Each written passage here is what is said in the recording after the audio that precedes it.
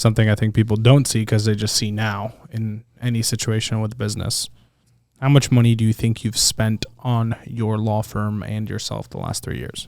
Like on myself? And the law firm. Like invested money that you've made that you've paid back into something that's supposed to make you more money.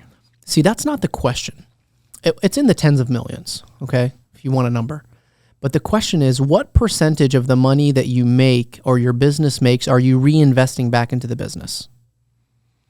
And so every single time I audit someone's business, I ask that question.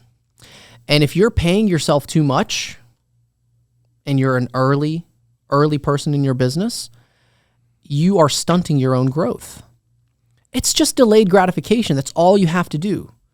You know, like if your business is currently, let's say, doing $800,000 a year, okay, but you pay yourself $400,000. Why are you paying yourself $400,000? Why do you think you deserve that? The business deserves it. It's not your money, it's your business's money.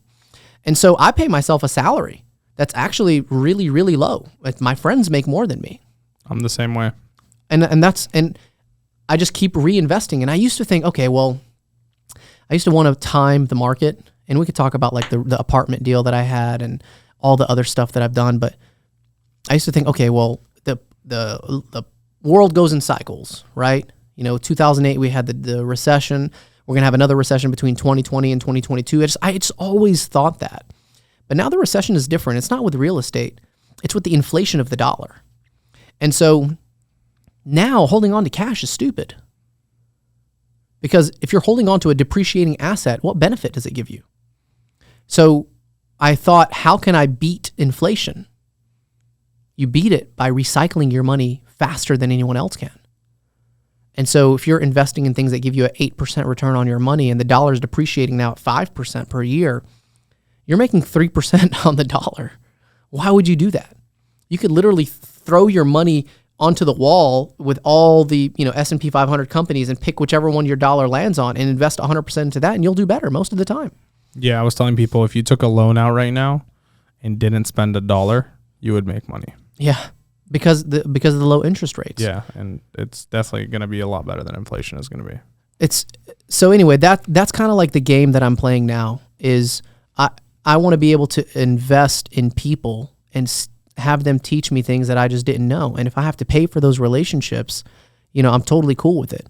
But the vast majority of the money that I make for my firm is reinvested back into it. I don't even look at how much money I make. I look at how much I spend.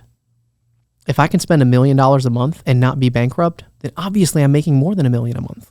And as I'm growing, my payroll is going to continue to increase with my ad spend. So I have to at least make $2 or $3 million a month if I'm going to spend $1 million. And that's where I'm getting at, because if I can spend that much in the social media world, I can own the space. And I'll be so far ahead that you won't even think about competing. And then I name my price if you want a piece of it. That's where I'm going. So I don't care about what I make now. I care about where I'm going in the next 5 to 10 years. And really, having a partner that's on the same page is the biggest blessing you can have, man.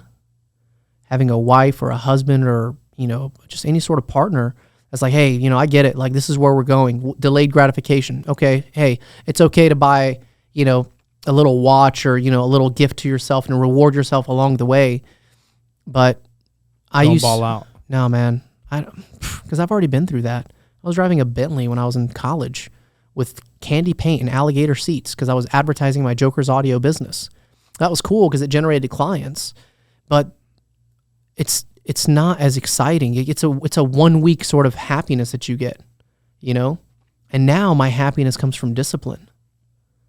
When I know that I could buy a brand new Lambo every single month, and I don't do it because I would rather be able to buy it from the residual income of my investments. And having that discipline and knowing where I'm going is what really gives me the happiness. Yeah, and the partner thing I think is super important because it's very hard, especially with social media, as a wife of someone who is successful, to not be able to buy the nice things. I mean, don't get me wrong. You have a nice house. You guys have nice cars. But like you said, you could have really nice cars and really big homes. But what happiness does that give you? Nothing. More cleaning bills. More cleaning bills. What real happiness? And I love cars. I grew up around cars.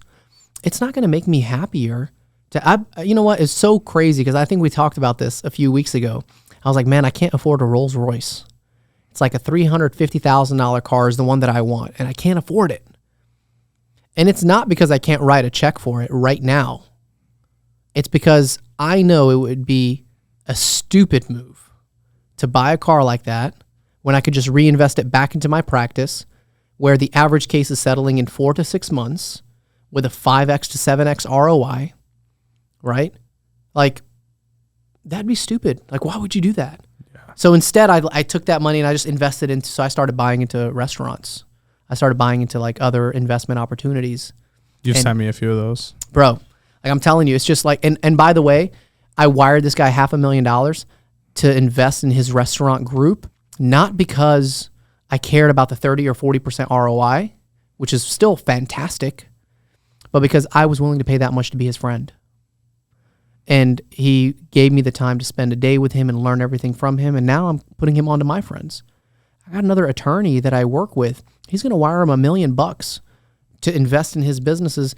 And he doesn't even know who that guy is. It's just because of my relationship with him. It's like, hey, if you're doing it, then I know you already did your due diligence.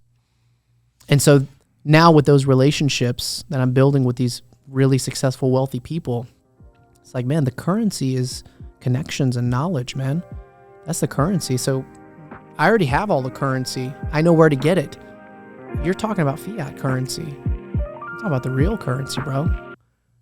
Hope you got value out of that clip. If you want to see the full episode where that clip was from, click right over here. If you want to see other short clips just like that one, feel free to click anywhere on this side of the screen. But most importantly, I want you to hit that subscribe button right here and subscribe to the channel so you can be up to date when new clips are dropped.